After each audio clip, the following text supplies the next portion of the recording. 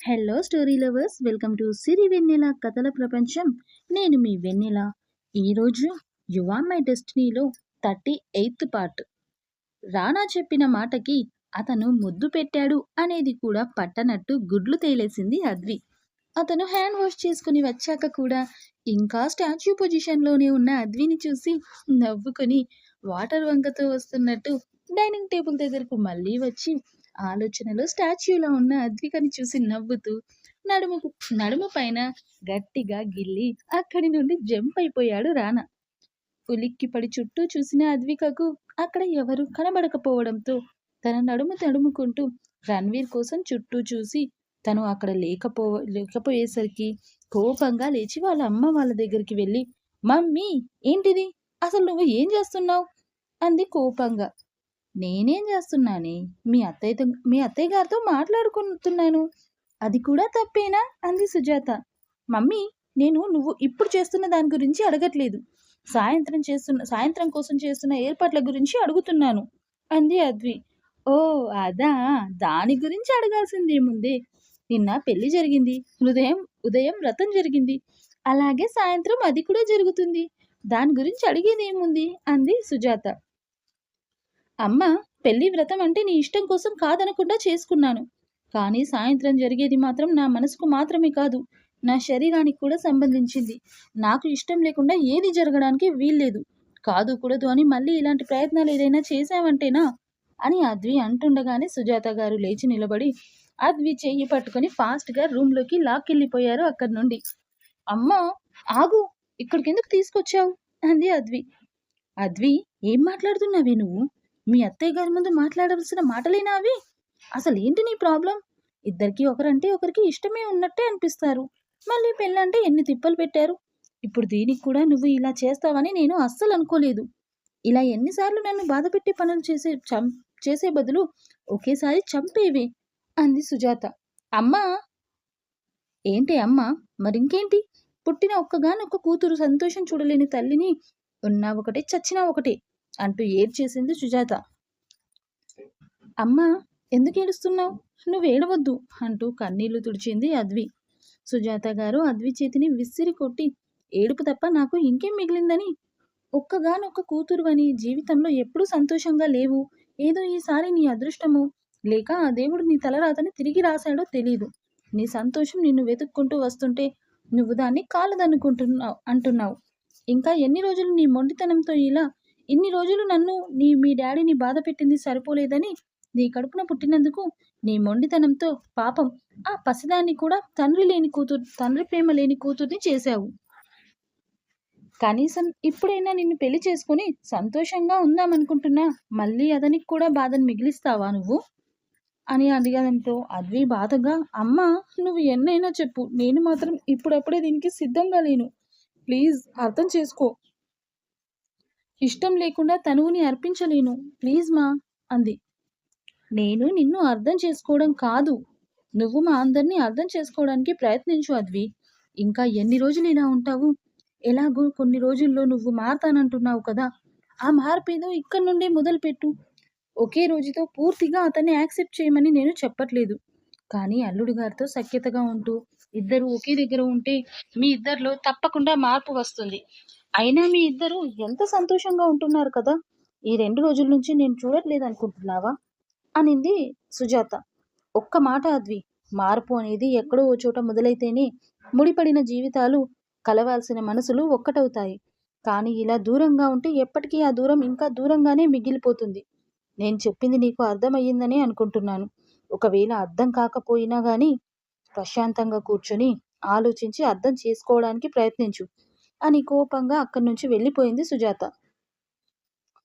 సుజాత వెళ్ళిపోగానే అక్కడి వరకు వచ్చి ఆగిపోయిన కౌసల్య గారు లోపలికి వచ్చి, అమ్మా అద్వి, నువ్వు సాయంత్రం జరుగుతున్న విషయంలో ఎటువంటి బాధ భయపడాల్సిన అవసరం లేదు, నీ ఇష్టం లేకుండా ఇంకోసారి ఏ తప్పు జరగదు, ఒక్కసారి జరిగిన దానికే వాడిలో చాలా మార్పు వచ్చింది, నువ్వన్నట్టు వాడు తిరిగిపోతే కావచ్చు కానీ అమ్మాయిలకు ఇష్టం లేకుండా బలవంతంగా లొంగ తీసుకునే టైప్ అయితే కాదు.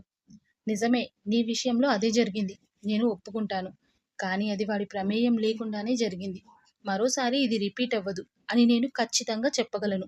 ఇకపై ఏది జరిగినా, ఏం జరగాలనుకున్నా అది నీ మనస్ఫూర్తిగా ఒప్పుకుంటూనే జరుగుతుంది. భయపడకుండా ధైర్యంగా ఉండు అంటూ చెప్పి తను కూడా బయటకు వెళ్ళిపోయారు కౌసల్య. సాయంత్రం ఇద్దరు ఆడవారే అక్కడ ఉండడం, పైగా అద్వి వాళ్ళు కూడా ఆర్థిక పరిస్థితి దృష్ట్యా రూమ్లో పెద్దగా అలంకరణ లేని మంచం మీద చిన్నగా మల్లెపూలు గులాబీలతో అలంకరణ చేసి గదిలో 5 రకాల పళ్ళు, 5 రకాల స్వీట్స్, మత్తెక్కించే అగరవత్తుల సువాసనలు, మల్లెపూల దండలతో శోభనపు గదిని అలంకరించారు ఆడవాళ్ళు. Ranveer full white and white క్యాజువల్స్లో బెడ్ పైన కూర్చొని ఫోన్ చూస్తూ ఉన్నాడు. ఒక 5 నిమిషాలకు పాల గ్లాస్తో లోపలికి పంపి బయట డోర్ లాక్ చేశారు కౌసల్య. డోర్ సౌండ్కి తల తిప్పి చూసిన రానాకి వైట్ కలర్ శారీలో మొత్తంగా వైట్ పర్స్ జ్యువెలరీతో ఆ ముత్యాల మధ్యలో కడిగిన ముత్యంలా స్వచ్ఛంగా మెరిసిపోతూ కనిపించింది అద్విక. వైట్ శారీలో తెల్ల పాలపిట్టలాగా ఉన్న అద్విని చూస్తూ రానా అదే ట్రాన్స్లో ఉంటే అద్వి మాత్రం అసలు ఏం ఫీలింగ్స్ లేకుండా నార్మల్గా లోపలికి వచ్చేసింది.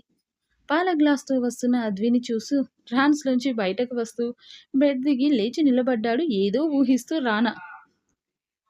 ఆ ఊహించింది ఏంటంటే ఆదర్శ పత్నిలా సిగ్గుపడుతూ వచ్చి అద్వి పతిదేవుడి కాళ్లకు నమస్కారం చేస్తుందేమో అనుకొని లేచి నిలబడి కాళ్ళను సిద్ధంగా ఉంచాడు హీరో బాబు. అంటే మరి బాబు సినిమాల్లో హీరో కదా, సినిమాల్లో జరిగేదే ఇక్కడ కూడా ఇమాజిన్ చేసుకున్నాడన్నమాట.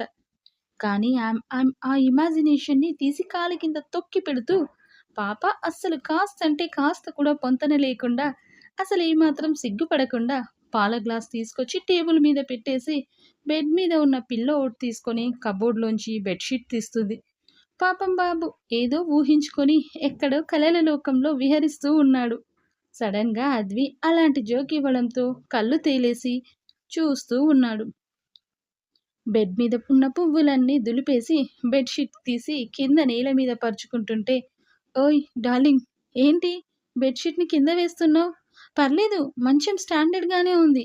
నేను 2 డేస్ నుంచి పడుకుంటున్నాను కదా, మన ఇద్దరిని మోస్తుందిలే, రా ఇక్కడే పడుకుందాం అన్నాడు రానా. నా ఇంట్లో నా రూమ్లో నా మంచం కండిషన్ గురించి నువ్వు చెప్పాల్సిన పని లేదు రానా. నాకు నీతో ఒకే బెడ్ మీద పడుకోవడం అస్సలు ఇష్టం లేదు. అండ్ మోర్ ఓవర్, నన్ను ఇంకోసారి డార్లింగ్ అన్నావంటే మూతి పగలగొడతాను. నోరు మూసుకొని నువ్వు మంచం మీద పడుకో, నేను కింద పడుకుంటాను. ఇంకా ఎక్కువ వాగితే బయటకు కూడా వెళ్ళిపోతాను అన్నాడు అని చెప్పింది అద్విక. నేను అదే చెప్తున్నా డార్లింగ్, నువ్వు కింద పడుకో, నేను నీ పైన పడుకుంటాను అన్నాడు రానా సిగ్గుపడుతూ. అద్వి కోపంగా చూస్తూ ఇదే తగ్గించుకోమని చెప్పేది, నోరు మూసుకొని పడుకో అంది. అదేదో నీ నోటితో మూస్తే ఇంకా బాగుంటుందనే కదా డార్లింగ్ చెప్పేది అన్నాడు రానా ఐ బ్లింక్ చేస్తూ. ఛా, డిస్కస్టింగ్ అని కళ్ళు మూసుకుంది అద్వి.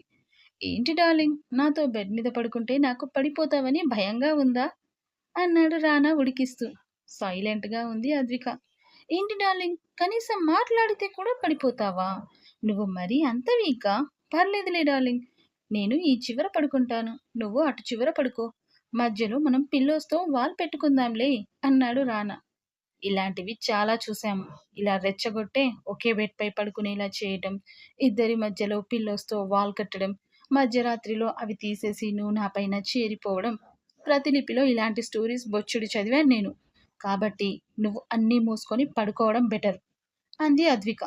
అబ్బో డార్లింగ్, నువ్వు చాలా స్ట్రాంగ్గా ఫిక్స్ అయినట్టున్నావు. నువ్వు అక్కడే పడుకో, నేను ఇక్కడే పడుకుంటాను అన్నాడు రానా. బెడ్ ఎలాగో షేర్ చేసుకోవట్లేదు, కనీసం ఈ పాలైనా ఇద్దరం షేర్ చేసుకుందాం డార్లింగ్.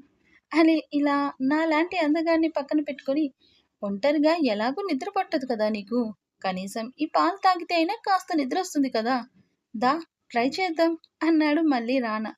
సైలెంట్గా ఉంది అద్వి. చా, దొంగ మొహంది, ఎంత కన్విన్స్ చేసినా బెడ్ పైకి మాత్రం రావట్లేదు. అసలు దీన్ని ఇలా చూస్తూ ఎలాగో నాకు కనీసం నిద్ర పట్టదు, పాలు తాగితే అయినా నిద్ర పడుతుందేమో అని పాలు తాగుతూ కింద అటు తిరిగి పడుకున్న అద్విని చూడగానే పాలు తాగడం పక్కన పెట్టి గుటకలు మింగుతూ తెల్లని చీరతో పోటీపడి మెరుస్తూ ఉన్న నెలవంకను దాటి నెలవంక లాంటి నడుము దర్శనమిచ్చింది బాబుకి. అంతే, వికెట్ డౌన్. స్టోరీ నచ్చిందా? అయితే లైక్ చేయండి, షేర్ చేయండి, మరికొంతమందికి షేర్ చేయండి. స్టోరీ పట్ల అభిప్రాయాన్ని కామెంట్ చేయండి. నా ఛానల్ని సబ్స్క్రైబ్ చేసుకోండి.